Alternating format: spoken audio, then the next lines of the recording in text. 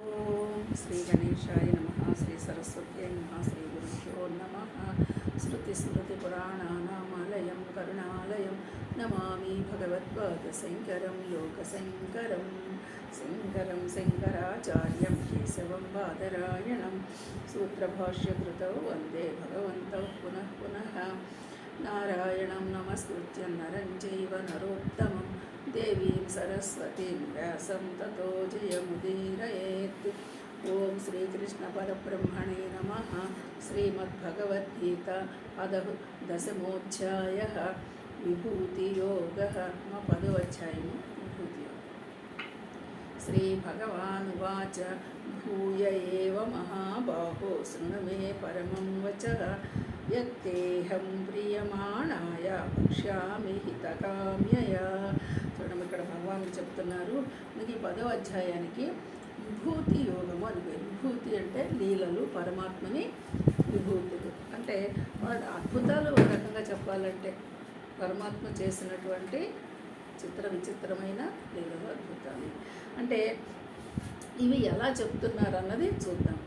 భూయ ఏవ మహాబాహో శృణు మే పరమం వచః యత్ తే అహం ప్రియమాణాయ వక్ష్యామి హితకామ్యయా.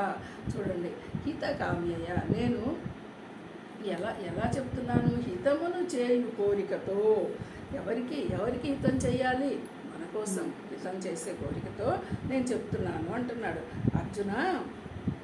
ఇక్కడ భగవానుని తత్వము అంటే భగవంతుని గురించి చెప్పేటువంటి స్వరూపము ఎలా ఉంది, ఆ విభూతులు, ఆ మహిమ ప్రకటమయ్యే స్థానాలు ఎక్కడెక్కడ ఉన్నాయన్నవి మనకి చెప్తూ ఉన్నారనమాట. అయితే ఇక్కడ ఈ మహిమ గురించి మనకి ఇంతకుముందు కొంత 9వ అధ్యాయంలో 7వ అధ్యాయంలో కూడా పరమాత్మ లీలల అంటే లీలా విభూతి అనే పేరు కాకపోయినా విజ్ఞానం అనేటువంటి గుహ్యతరమైనటువంటి పేర్లతో కొంత చెప్పారు, చాలా చెప్పారు అక్కడ కూడా. అయితే ఇక్కడ ఇంకా నీకు స్పష్టంగా నేను చెప్తున్నానయ్యా, ముందు చెప్పి ఉన్నాను, అయినా కూడా ఇంకా నేను స్పష్టంగా చెప్తున్నా. ఎందుకంటే భగవానుని స్వరూపమును తెలుసుకోవడము కొంచెం కష్టతరమైనది. ఆ కష్టాన్ని అధిగమించాలంటే ఇంకా ఇంకా ఇంకా మనము వింటూ ఉండాలి, శ్రవణం చెయ్యాలి. ఆ ఉద్దేశంతోనే పరమాత్మ ఇలా చెప్తూ ఉన్నారు. అంటే ఈ తత్వం తెలియడం కఠినం కాబట్టి నేను ఇంకా మీకోసము ఇలా చెప్తూ ఉన్నాను అంటున్నారు.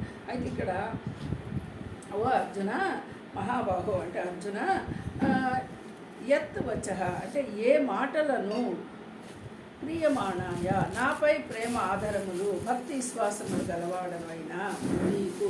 నేను ఎవరికి చెప్తున్నాను? ఇక్కడ నేను చెప్పేది అందరికీ సమానమే, కానీ ఇది ఎవరికి అర్థమవుతాయి? నా మీద భక్తి, ప్రేమ, విశ్వాసం ఎవరికి ఉంటాయో వాళ్ళకు మాత్రమే ఇది అర్థం. అంటే మనం అందరూ వినొచ్చు, కానీ అర్థం చేసుకునేటువంటి ఒక విఘ్నత కూడా ఉండాలి కదా. అందుకు ఇక్కడ చెప్తున్నారన్నమాట, నా మీద ప్రేమాధర్మాలు భక్తి విశ్వాసాలు గలవాడవైన నీకు చెప్తున్నాను. నేను ఇక్కడ అర్జునుడిని ఉద్దేశించి చెప్తున్నాడు. ఇక్కడ మనం ఏం చెప్పుకోవాలి? అర్జునుడికి మాత్రమే ప్రేమ విశ్వాసం ఉన్నదా? వినే శ్రోతలందరికీ ప్రేమ అభిమానం ఉంటే చక్కగా శ్రవణం చేయొచ్చు అని మనం అర్థం చేసుకోవాలి. అది అందుకని దేనికి కోసం? ఇది హితము చేయడానికి, నీకు ఉపయోగపడాలి హితం చేయడానికి చెప్తున్నా.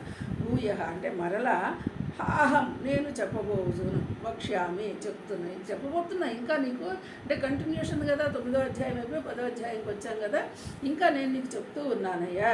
మే అంటే నా యొక్క తత్ పరమం, ఆ సర్వశ్రేష్టములైన మాటలనే ఏవహ మాటలనే విను.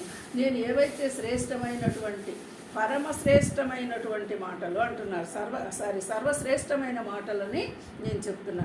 అంటే నీకు ఈ అనుభూతి కలగడానికి ఈ మాటలను నువ్వు స్పష్టంగా విను అని చెప్తున్నారు. అయితే ఇక్కడ చూడండి, ఈ భూయ ఏవాన్ని మనకు ప్రారంభించి గొప్ప బాహువులు గల అర్జున, భూయ అంటే మరలా విను. భూయ అంటే మళ్ళీ వినయ్యా, నా మాటల్ని మళ్ళీ వినుము. ఎందుకు? ప్రకృష్టమైన అంటే దేనిని మించినది ఏదీ లేదు. ఇప్పుడు దేని గురించి చెప్తున్నాను నీకు? దేనిని మించింది ఇంకొకటి లేదు. అలాంటి వస్తువును స్పష్టంగా తెలిపే వాక్యాలను విను. అంటే ఇక్కడ ఏంటి? అట్లాంటి వస్తువు ఏంటి? ఇక్కడ వస్తువు అనక్కర్లేదు, కానీ దేనిని గురించి నువ్వు తెలుసుకుంటే నీకు ఇంకా ఏది తెలుసుకునే అవసరం లేదు. అలాంటిది ఏమిటంటే ఆత్మ. ఈ ఆత్మ గురించి ఇక్కడ మనకి స్పష్టంగా చెప్తూ ఉన్నారు. ఏ ప్రకృష్టమగు వచనమును ప్రీతి చెందుతున్న నీ కొరకు నేను చెప్తున్నాను. అంటే ఇక్కడ చాలా చాలా ప్రకృష్టం అంటే చాలా గొప్పదైనటువంటి విషయాన్ని నీ కొరకు నేను చెప్తున్నాను. కాబట్టి నీ కొరకు ఎందుకు చెప్తున్నాను? నీవు నాకు చాలా ప్రియమైన శిష్యుడివి, అందుకని చెప్తూ ఉన్నా అని ఎట్లా చెప్తున్నారు భగవానుడు. అయితే నీవు నా వచనములను మరలా అమృతమును త్రాగువాడి వలె చాలా అధికముగా నువ్వు వినాలని కూడా ఇష్టపడుతున్నావు. ఎలా ఇష్టపడ్డ వాళ్ళకే కదా చెప్పమంటున్నాడు. నువ్వు ఎలా ఇష్టపడుతున్నావు? అమృతం తాగాలని ఎంత ఇష్టం ఉంటుందో నా మాటలు వినాలని నీకు కూడా అంత ఇష్టంగా ఉందయ్యా. అందుకని ప్రీతి చెందుతున్నావు, మీరు ఇష్టపడుతున్నారు కాబట్టి నేను చెప్తున్నాను అని మరి ఇది ఎందుకు? ఇంకా నీ హితము కోరి నీకు ఒక మంచి జరగాలి. ఇక్కడ మంచి అంటే ఏంటి? మేలు మంచి జరగడం అంటే ఏంటి? సంసార నివృత్తి, అదే కదా మేలు మంచి. అంతేగాని ఇహంలో కావాల్సిన కోరికలు కావు కదా.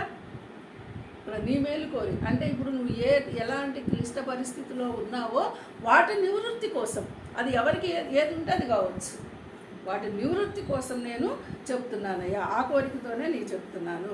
నేను దేని కొరకు చెప్తున్నాను అనే దానికి బహుశా ఎందుకయ్యా నువ్వు మళ్ళీ మళ్ళీ చెప్తున్నావు నీ విభూతులని నీ లీలలని ఇంతకుముందంతా చెప్పావు కదా అంటే, ఎందుకయ్యా అంటే నీ హితము కోరి నీ బాగు కోసము ఈ సంసారం అంటే ఇక్కడ నువ్వు ఈ సంసారంలో అనుభవిస్తున్నటువంటి బాధలు కష్టం అనుకుంటున్నావే వాటి నివృత్తి కోసము నన్ను గురించి నువ్వు తెలుసుకో, నా విభూతి నా లీలలు నువ్వు తెలుసుకో అని ఇక్కడ మనకి మొదటి శ్లోకంలో భగవాన్ చెప్తున్నాడు.